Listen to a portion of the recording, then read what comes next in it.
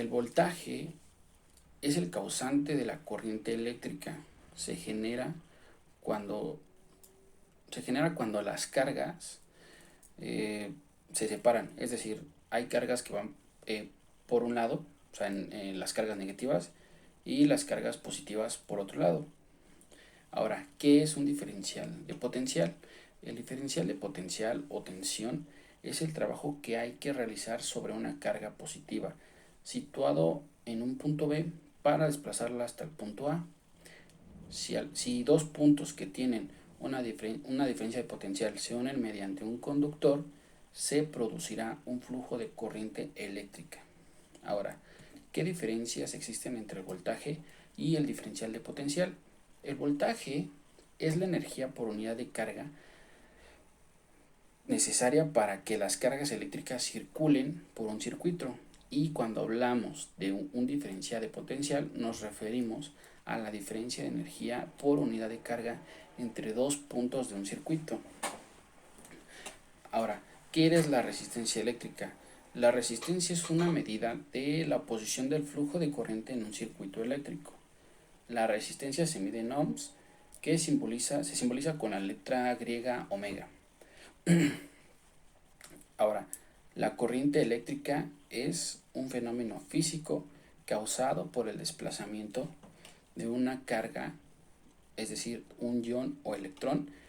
En el caso de un conductor metálico, son principalmente los electrones los que toman parte en la corriente. La intensidad de la corriente es la cantidad de carga que pasa por un conductor por unidad de tiempo. La intensidad de la corriente se mide en amperios. Ahora, ¿qué es una partícula eléctrica? Las cargas eléctricas son partículas que ejercen fuerzas de atracción y repulsión entre ellas. Toda la materia está formada por partículas como estas llamadas átomos. Un átomo a su vez está compuesto por pequeños elementos que resuelven las siguientes preguntas. ¿Qué es un electrón? Es una partícula que se encuentra alrededor del núcleo del átomo y que tiene carga eléctrica negativa, al igualmente que el protón. Es una partícula, pero la diferencia es que su carga eléctrica es positiva y se encuentra junto con el núcleo del átomo. Ahora, ¿a qué se refiere el concepto de neutro? El neutro es un conductor con potencial cero o diferencia de potencial cero. Su función es precisamente crear un desequilibrio, o sea, una diferencia de potencial que permita la existencia de corriente eléctrica para el conductor de fase. El silicio y el germanio son elementos de la tabla periódica que